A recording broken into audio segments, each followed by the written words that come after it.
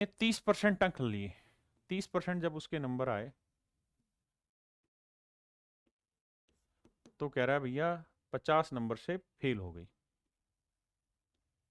वहीं पे अगर उसके 45% नंबर आए होते या किसी दूसरे बच्चे के 45% नंबर लाया होता तो पास होने के लिए 25 अंक ज्यादा आ जाते। पहले इतनी ही कहानी सेट करते हैं। 45 में 30 गया 15%, 25 में से माइनस करेंगे -50 75, तो 15% 75, तो मेरे बच्चे 1% कितने नंबर बनाता है? तो 5 नंबर। मैं ये कह सकता हूं सर 5 अंकों से 1% बनता है। 5 नंबर अगर कोई बच्चा ले आएगा तो 1% बनेगा। तो वो ये नहीं पूछ रहा कि मैक्सिमम मार्क्स बताओ, पासिंग परसेंटेज बताओ, नहीं, उसने लाइन बदल दी यहां से। क्या लाइन बदली? उसने कहा सर तो फिर ये बताओ then how many marks did Vimal get if he score 64% marks. अगर एक बच्चे के 64% नंबर आते हैं तो कितने नंबर आए होंगे उसके? तो बेटा ये बताओ, 1% की वैल्यू आपको पता कितने नंबर है? 5। तो 64% की वैल्यू क्या होगी? तो सर 1% से जब 5 नंबर बन रहा है तो 64% से 5 चौक 20, 5 30 और 2 32, 320 नंबर है। तो मेरे बच्चे मेरा आंसर आया 320। मेरे नन्हे मुन्ने प्यारे बच्चों 320 मेरा सही आंसर। हाँ जी।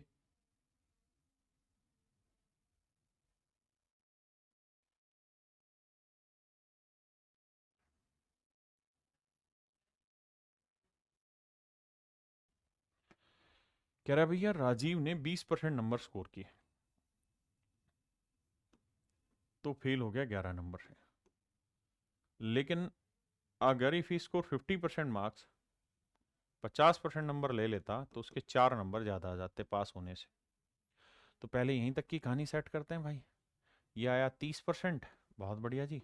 और ये आया कितना? 15, क्योंकि 4 में से माइनस करेंगे -11 तो 15, तो 30% 15, तो 1% की वैल्यू 15/30 यानी 1/2। यानी आधे नंबर से ना मेरे भाई 1% तैयार होता है, आधे नंबर से 1% तैयार होता है। अब वो कहना क्या चाह रहा है उस बात पे चर्चा करते हैं। कहना वो ये चाह रहा है कि भाई ये बताओ कि पास होने के लिए कितने नंबर चाहिए। इस बार ध्यान देना, कनपट्टे लगाना। इस बार वो ये नहीं पूछ रहा कि पासिंग परसेंटेज बताओ, इस बार वो ये पूछ रहा है पास होने के लिए कितने नंबर चाहिए। तो मेरे नन्हे मुन्ने बच्चों एक बात बताओ, अगर हम इस बात को समझ गए कि भैया 1% की वैल्यू आधा नंबर है, 1% की वैल्यू आधा नंबर है, 1% की वैल्यू आधा नंबर है, तो ये बताओ 20% की वैल्यू क्या होगी? सर 1% आधा नंबर बनाता है तो 20% कितना बना देगा? 10 नंबर। तो पहली लाइन में ये तो कहता कि एक बच्चे के 10 नंबर आए लेकिन 11 की कमी रह गई, मतलब 11 नंबर और आ जाते तो पास हो जाता। तो पास होने के लिए कितने नंबर चाहिए? 21 यार, सो सिंपल, कुछ करना ही नहीं है आपको। भाई 1% से आधा नंबर बनता है तो 20% से 10 नंबर बने, और कह रहा 20% लाया लेकिन 11 से फेल हो गया, मतलब 21 वाला पास है यार। क्या बात कर दी। सवाल में कह रहा है भाई 31% नंबर एक बच्चा लाता है तो 16 अंकों से फेल हो जाता है, बहुत बढ़िया। लेकिन अगर 40% नंबर लाया तो भैया 56 नंबर ज्यादा आ गए, 56 नंबर फालतू आ गए। तो कुछ नहीं सर, 40 में से 31 घटाएंगे तो सर कितना आएगा? 9%। और 56 में से 16 घटाओगे तो 6 6 12, 5 1 6 1 7 72, तो 9% 72, तो 1% की वैल्यू 9 8 72 8।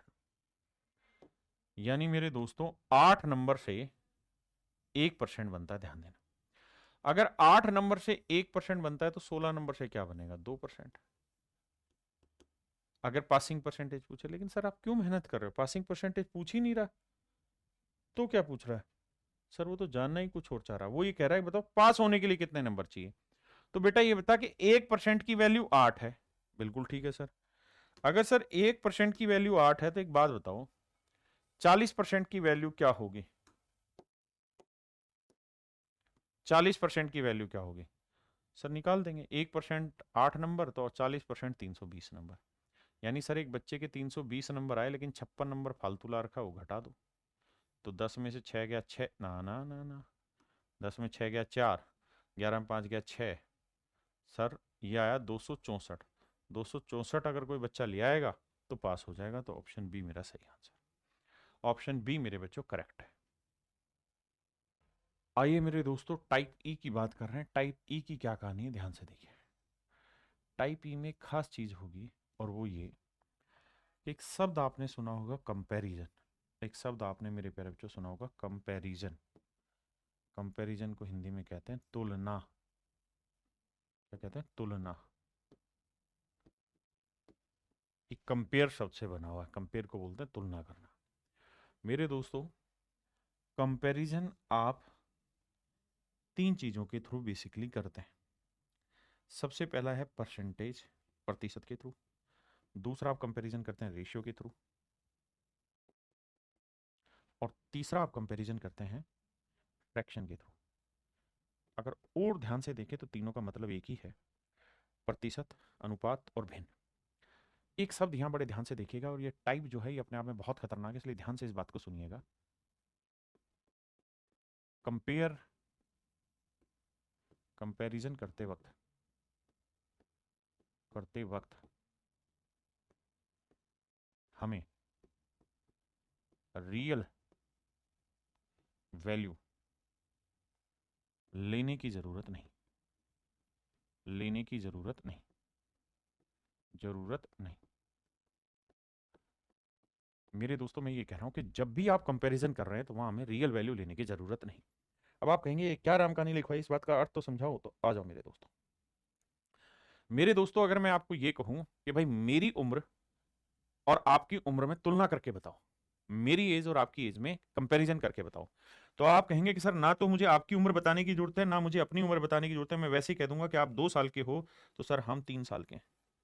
यानी मेरे प्यारे बच्चों मेरी और आपकी उम्र का यहां पे कंपैरिजन हो गया, तुलना होगी। जबकि सच बात यह है कि ना तो मैंने रियल एज अपनी बताई, ना रियल एज आपकी बताई, और सिर्फ इस बात के आधार पर मैंने दुनिया को बता दिया कि मैं छोटा हूं और तुम बड़े हो। ठीक है भाई। अगर मेरे बच्चे मैं आपको ये कहूं कि यार मैं तुमसे 50% तेज भाग सकता हूं, मैं तुमसे 50% तेज भाग सकता हूं, 50% तेज भागता हूं, तो इसका मतलब ये हुआ कि अगर आप जितनी देर में 100 मीटर भागेंगे उतनी देर में मैं 150 मीटर भाग जाऊंगा, क्योंकि मैं तो मैं हूं। हाँ है ना? तो मेरे दोस्तों यहां मैंने आपको ये नहीं बताया कि आपकी स्पीड क्या है और मेरी स्पीड क्या है, मैंने नहीं बताया। लेकिन मेरे बच्चे मैंने आपको ये बता दिया कि भैया मैं आपसे 50% तेज हूं। यानी आप कंपैरिजन कर सकते हैं दोनों के बीच में। मेरी बात समझ पाए कि नहीं? फिर से अपनी बात समझाता हूं कि परसेंटेज, जैसे मैंने कहा कि यार मैं आपसे 10% कम कमाता हूं, मैं आपसे 10% कम कमाता हूं, इसका मतलब आप 100 कमाते हैं तो मैं 90 कमाता हूं, आप 10 कमाते हैं तो मैं 9 कमाता हूं, आप 100 करोड़ कमाते हो तो मैं 90 करोड़ कमाता हूं, आप 100 अरब कमाते हो तो मैं 90 अरब कमाता हूं। मेरी बात समझ रहे हैं? यानी यहां पे ना तो मैंने आपकी इनकम बताई एक्चुअल, ना मैंने अपनी एक्चुअल इनकम बताई, लेकिन मैंने दोनों के बीच में कंपैरिजन कर दिया।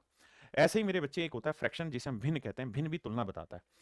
मैं कहूं कि यार मैं आपका 2/3 स्पीड से भाग सकता हूं, मैं आपकी 2/3 स्पीड से भाग सकता हूं। इसका मतलब ये हुआ कि अगर आपकी स्पीड 3 है तो मेरी स्पीड 2 होगी, आपकी स्पीड 3 तो मेरी स्पीड 2। मेरे दोस्तों 2/3 स्पीड से भागना मतलब आपकी 3 तो मेरी स्पीड 2। तो आपने एक चीज नोटिस की कि इन तीनों ही शब्दों से हम कंपैरिजन बताते हैं, तुलना निकाल के बताते हैं। और तुलना जब जब हमें निकालनी होती है तो वहां पे हमें किसी रियल वैल्यू की बताने की जरूरत नहीं है। मतलब हमें एक्चुअल में ये बताने की जरूरत नहीं है कि मेरी उम्र कितने साल है और आपकी उम्र कितने साल है, बस रेशियो के थ्रू ही मैं उस बात को डिफाइन कर दूं। तो मेरे दोस्तों आज हम जो चर्चा कर रहे हैं वो कंपैरिजन पे चर्चा कर रहे हैं, ध्यान से समझिएगा। और इस बात को समझिएगा कि जब भी हमें कंपैरिजन फाइनल में निकालना हो तो हमें कोई रियल वैल्यू लेने की जरूरत नहीं है। और इस रियल का मतलब है कांस्टेंट वैल्यू लेने की भी जरूरत नहीं है। रियल को ही आप कांस्टेंट भी कह सकते हैं। कांस्टेंट को हिंदी में बोलेंगे स्थिर कोई मान। और अच्छे से समझो तो कोई फिक्स वैल्यू लेने की जरूरत नहीं। कैसे? सवाल के थ्रू समझाता हूं। जैसे सवाल में कहता है किसी वृत्त की त्रिज्या 25% बढ़ा दी जाए, किसी सर्कल की रेडियस 25% बढ़ा दी जाए तो क्या होगा? तो मेरे दोस्तों एक बात बताओ, लेट्स से ये कोई सर्कल है, अब मैंने इसकी रेडियस बढ़ा दी और ये इतना ही बड़ा सर्कल हो गया, तो कहता है इसके एरिया में क्या परिवर्तन होगा? तो भाई 25% बढ़ा दी गई तो 25% की फ्रैक्शन क्या होगी? 1/4। बिल्कुल ठीक है। मतलब अगर पहले वाले की रेडियस 4 थी तो इसकी रेडियस 1 बढ़ गई, 25% मतलब 4 का 25% 1 बढ़ गई। तो अब रेडियस कितनी हो गई? 5। तो मैं पूछ रहा हूं कि इसके एरिया में क्या चेंज होगा? तो आप कहेंगे देखो सर, एरिया होता है पाई आर स्क्वायर, इसकी रेडियस कैपिटल आर हो गई तो मान लो पाई आर स्क्वायर, ये मान लो स्मॉल आर थी, ये बढ़ाने के बाद कैपिटल आर हो गई, तो यही तो एरिया होगा। हाँ जी, जरा चेक करते हैं आओ। भाई आर की वैल्यू 4 है तो 4 का वर्ग 16 पाई, पाई तो गुना था। भाई आर की वैल्यू यहाँ 5 है तो 5 का वर्ग 25 पाई। बिल्कुल ठीक है। अब सर एक मोटी बात समझना, क्या कि जब हम तुलना कर रहे हैं ना, तो हमें इस पाई की जरूरत है ही नहीं। अगर आप इसे नहीं भी काटेंगे तो आप यही तो कहेंगे कि भाई 16 पाई से 25 पाई हो गया तो 9 पाई बढ़ गया। तो यानी सर 9 पाई इंक्रीज हो गया है किस पे, 16 पाई पे। तो कितना परसेंटेज, तो पाई से पाई गया। 1/16 कितना होता है सर, 6 सही 1/4%। तो 9/16 क्या होगा, 9×6 = 54, तो ये हुआ। और सर 9/4 ये हो गया, तो यह 2 सही 1/4। तो 54 और 2 56 सही 1/4%। यानी कुल मिला के 56 सही 1/4% इंक्रीज हो गया। अब मैं कहना क्या चाहता हूँ उस बात पे फोकस करिए। मैं आपको मेरे दोस्त कहना ये चाह रहा हूँ कि सच मायने में हमें इसकी जरूरत थी ही नहीं।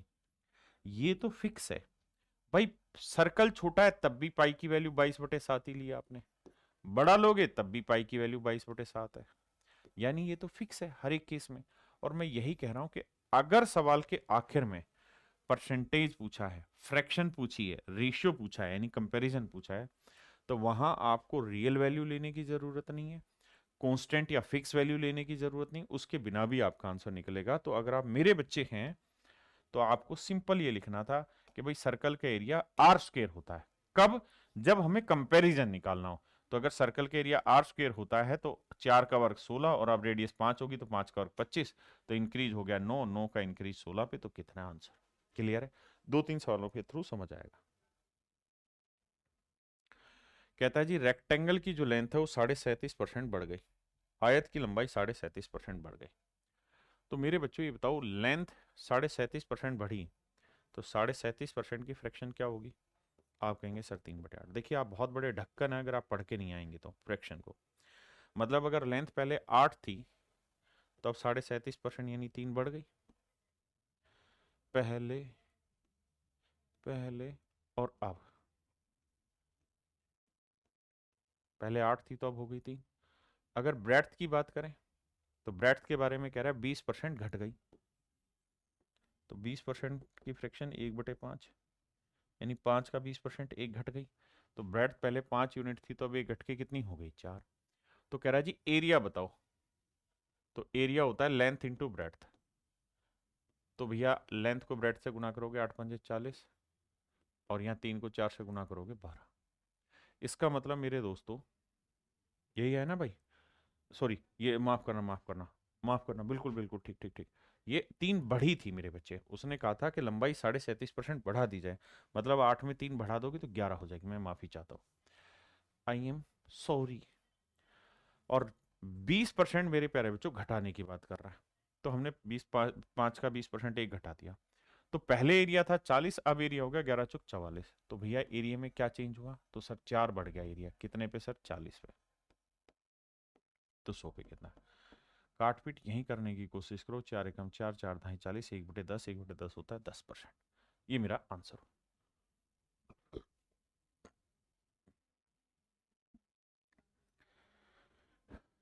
कहता है किसी वर्ग की भुजाएं 40% बढ़ जाती है। 40% की फ्रैक्शन क्या होती है जी, 2/5। मेरे बच्चे 20% की 1/5, तो 40% 2/5।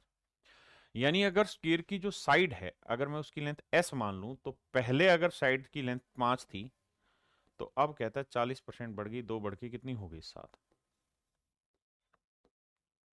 तो पहले जो 5 थी अब कितनी होगी मेरे बच्चे, 7।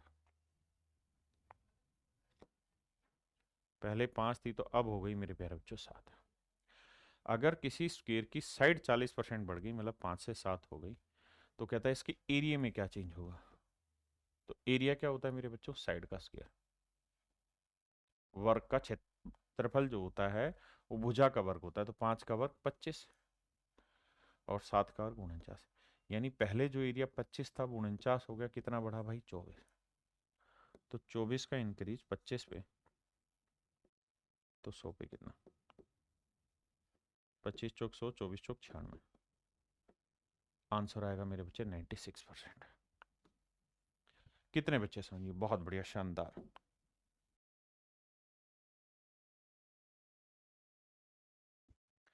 किसी लंबवर्तीय बेलन की आधार त्रिज्या 40% बढ़ा दी जाए और इसकी ऊंचाई 37.5% घटा दी जाए। देखो मेरे बच्चे, हमें ये समझना होगा कि बेस रेडियस 40% बढ़ा दें तो 40% की फ्रैक्शन क्या हो गई जी? 2/5। 20% 1/5, 40% 2/5। यानी बेस की रेडियस मेरे बच्चों 5 थी, तो 2 बढ़ के अब हो गई 7। और कहता है कि इसकी हाइट 37.5% घटा दें, तो 37.5% की फ्रैक्शन 3/8। यानी हाइट अगर इसकी 8 थी तो मेरे बच्चे 3 घट के कितनी हो गई? 5। हाँ जी। तो इसके वॉल्यूम में क्या चेंज होगा? तो वॉल्यूम होता है मेरे प्यारे बच्चों क्या? पाई r²h। जिन बच्चों को नहीं पता वो अभी छोड़ दो, इस फार्मूले को लिख लेना। जिनको पता है वो तो खुश हो जाएंगे। तो मेरे दोस्तों, वॉल्यूम होता है πr²h। और मैंने आपको ये बात समझाई कि जब भी आप कंपैरिजन निकाल रहे हैं तो जो चीज कांस्टेंट रहती है, हर एक बार फिक्स रहती है, उसको हटा दो। तो पाई हटा दिया, तो r² करेंगे तो r की वैल्यू 5 का और 25 और h की वैल्यू 8। 25 8 है 200। r की वैल्यू 7 है, h की वैल्यू 5, तो 7 का वर्ग 49 और h की वैल्यू 5। क्योंकि भाई मुझे तो r² इंटू एच करना है, तो 7 का वर्ग 49 गुना 5 करना है, तो यह आएगा 245। आपने कहा जी ठीक है, इसमें तो कोई दो राय नहीं है। तो मेरे बच्चे बताओ वॉल्यूम कितना बढ़ गया? तो सर 45 बढ़ गया वॉल्यूम। तो 45 बढ़ गया है मेरे भाई किस पे? 200 पे। तो 100 पे कितना भाई? 2 जीरो से 2 जीरो काटा, 2 से काटा 22.5। तो आंसर आया मेरे प्यारे बच्चों 22.5%। That is in option A.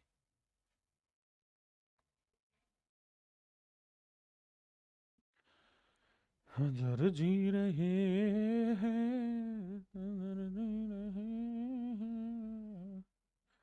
आइए मेरे प्यारे बच्चों, सवाल करना शुरू करते हैं। पांचवा, ध्यान दीजिए।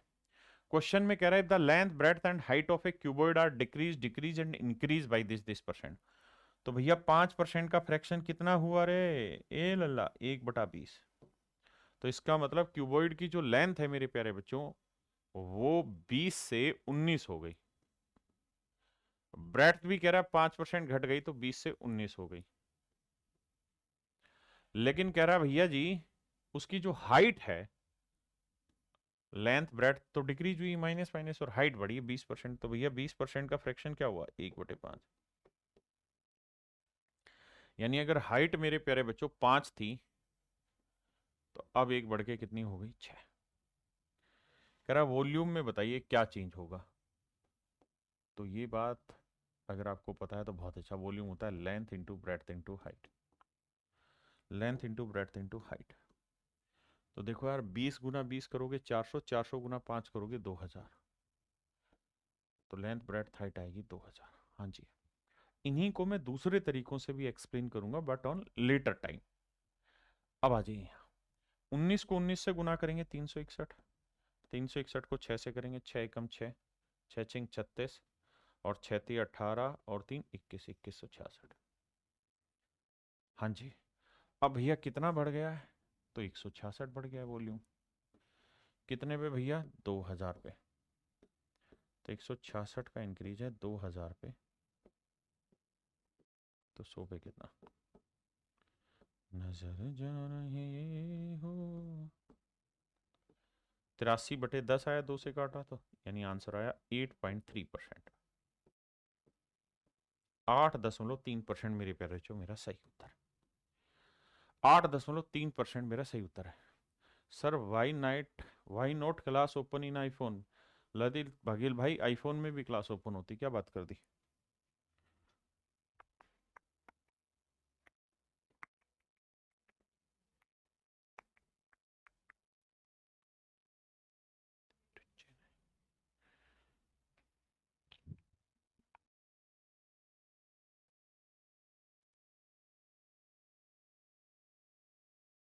देखिए मेरे दोस्त, दो वैल्यूज है एक्स और वाई, और कह रहा है दोनों को 20-20% कम कर दिया।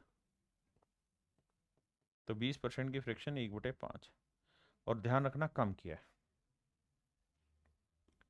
x की वैल्यू 5 से 1 घट के कितनी हो गई 4, और y की वैल्यू भी मेरे दोस्तों 5 से 1 घट के कितनी हो गई 4। तो सवाल में कह रहा है कि x इंटू वाई स्क्र,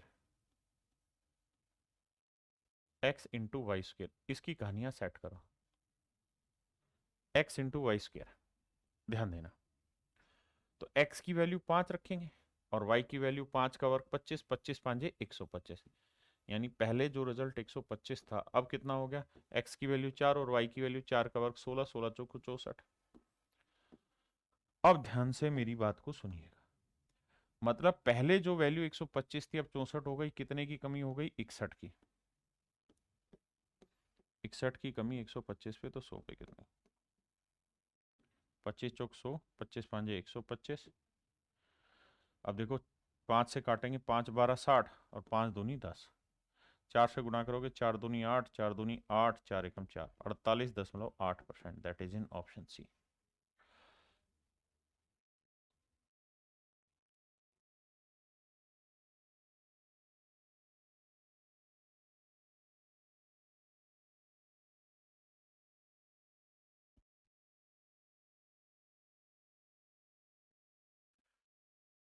नजर आ रहा है धीरे ही धीरे। मेरे प्यारे बच्चों आइए, सवाल में कह रहा है the population of A town is 1,89,000, किसी शहर की जनसंख्या 1,89,000, 4/9 ऑफ देम आर मेल्स, उसमें से 4/9 भाग पुरुष है। ध्यान देना, 4/9 ऑफ देम, देम का मतलब टोटल पॉपुलेशन का 4/9 भाग पुरुष है, 4/9 लोग पुरुष है कुल जनसंख्या का, बाकी महिलाएं हैं। कहता 50% मेल आर मैरिड, 50% पुरुषों ने ब्याह कर रखा है, मतलब शादी हो रखी है। अब सवाल पे कुछ डिटेल्स इंफॉर्मेशन आपसे चाह रहा है, आइए बात करते हैं। मेरे बच्चों सबसे पहला काम ये देखा करो कि हमसे पूछा क्या है। अगर हमसे परसेंटेज पूछा हुआ है, फ्रैक्शन पूछा हुआ है, रेशियो पूछा हुआ है, तो इसका मतलब कंपैरिजन पूछा हुआ है।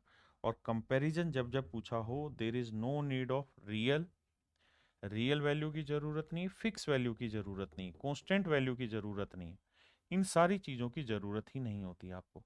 So you can just simply ignore them.